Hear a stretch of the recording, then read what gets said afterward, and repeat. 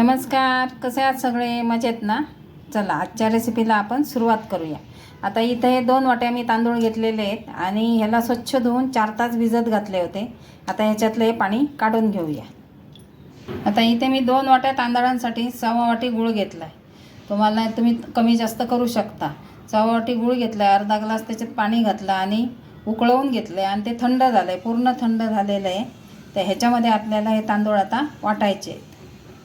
आता इथे मी हे तांदूळ घेतलेत आणि त्याच्यामध्ये हे गुळाचं पाणी घालते. ह्याच्यात का वाटून घेते तर नंतर आपलं जर बॅटर आपण पाण्यामध्ये वाटून घेतलं आणि नंतर गुळाचं पाणी वापरायचं त्याच्यामध्ये टाकावं लागलं तर मग ते काय होतं, पातळ होण्याची शक्यता असते आणि मग आपलं गुळाचं पाणी पाहिजे तेवढं त्याच्यामध्ये जात नाही. म्हणून मी गुळाच्या पाण्यात दळून घेणार आणि मग बॅटर आपलं घट्ट झालं तर आपण थोडं पाणी वापरू शकतो. ह्याच्यामध्ये मी एक केळं टाकणार आहे.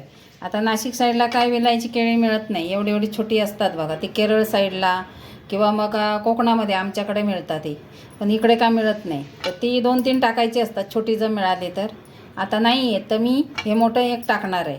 आणि दुसरी गोष्ट म्हणजे ते छोटे केळी थोडीशी आंबटसर असतात बघा, कधी खाल्ली असतील तर माहिती असतील. थोडीशी आंबटसर असतात, त्यामुळे जे हे पीठ आहे ना ते चांगलं फर्मेंट होतं. आता ती केळी नाही आहेत तर ही मी टाकते.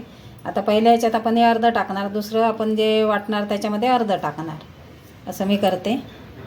आणि हे वाटताना ना एकदम गुळगुळीत वाटायचं नाही, थोडंसं अगदी किंचित जाडसर, जास्तही जाड नाही ठेवायचं. आता हे फिरवून घेते. आता राहिलेलं केळं ह्याच्यामध्ये मी टाकून दिलं आहे. केळं हे तुम्ही कधीही टाकू शकता, अर्धे तांदूळ वाटल्यावर किंवा तांदळाबरोबर कसंही टाकू शकता. असं सगळे आपले तांदूळ दळून झालेत. आता याला आपल्याला मिक्स करायचं आहे. हे थोडंसं घट्ट आहे आणि माझं थोडंसं गुळाचं पाणी शिल्लक राहिलं आहे, ते आपण सगळं टाकून देऊया. आणि समजा तुमचं झालंच पातळ पीठ तर काही गडबडायची गरज नाही. घरात तांदळाचं पीठ असेल ते आपण 2-3 चमचे त्याच्यात ॲड करू शकतो. जर पातळ झालंच तर तांदळाचं पीठ आहे ते आपण ॲड करू शकतो.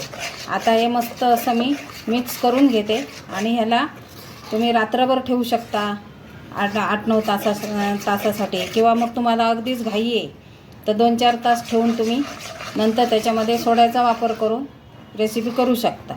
पण सोडा वगैरे काहीच वापरायचं नाही आपल्याला. तर रात्रभर त्याला फर्मेंट करायला ठेवायचं. रात्रभर किंवा सकाळी तयार केलं असेल, संध्याकाळी रेसिपी बनवायची असेल तर 8-9 तास फर्मेंट झालं का ते छान असं फुलून येतं. तर हे आता अगदी मस्त मिक्स झालं आहे. आणि एक सांगायचं राहिलं तुम्हाला, मी जे गूळ घेतले ते चिरून घेतलं नाही आहे, खडे खडे घेतले. त्यामुळे ते 1.25 वाटीचं 1.5 वाटी होऊ शकतं. चिरून घेतलेलं गूळ बरोबर आपल्याला कळतं, पण खडे खडे घेतले तर ते जास्त होतं. तर माझं 1.5 वाटी झालं असेल 1.25 वाटीच्या ऐवजी. आणि हे आता मस्त असं तयार झालं आहे बघा, असं पाहिजे आपल्याला. आता ह्याला मी 6-7 तास ठेवून देते फर्मेंट करायला. हे बघा, आपण हे 4-5 तासापूर्वी मी हे ठेवलं होतं फर्मेंट करायला. ते काय जास्त फर्मेंट झालं नाही, त्याला कमीत कमी 8-9 तास ठेवावं लागतं. पूर्ण ओव्हरनाईट म्हणजे पूर्ण रात्रभर तुम्ही ठेवू शकता, किंवा मग तुम्हाला संध्याकाळी करायचं आहे तर सकाळी ठेवायचं. आता हे झालेलं आहे पण अर्धच झालेलं आहे, त्यामुळे ह्याच्यामध्ये मी थोडासा इनोचा वापर करणार आहे. आणि इनोचा वापर करायचा नसेल तर तुम्ही 8-9 तास त्याला फर्मेंट करा. आता ह्याच्यामध्ये आपण बाकीचं साहित्य टाकूया. वेलची टाकते.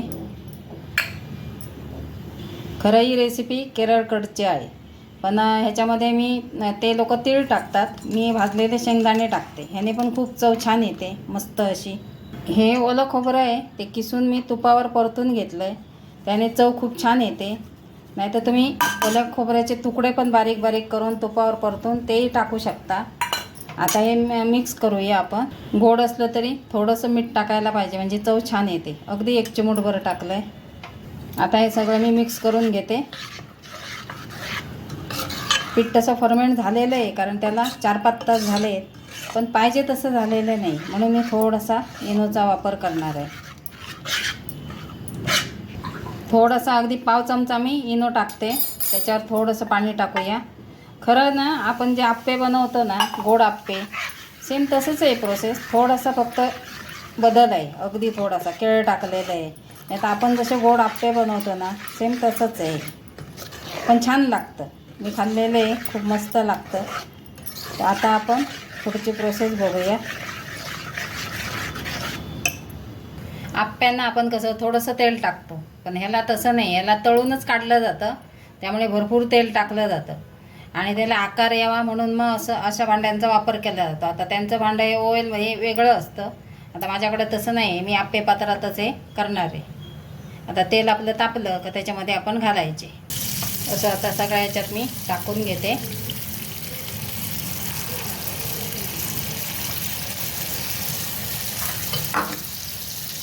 हे ना माझ्याकडून जास्त टाकलं गेलं, कमी टाकायचं जरा, म्हणजे ते जास्त बाहेर हे होणार नाही, वाया जाणार नाही. असं कमी टाकायचं आहे थोडं, म्हणजे छान फुललेले आहेत ते, त्यामुळे ते खूप फुलले असे.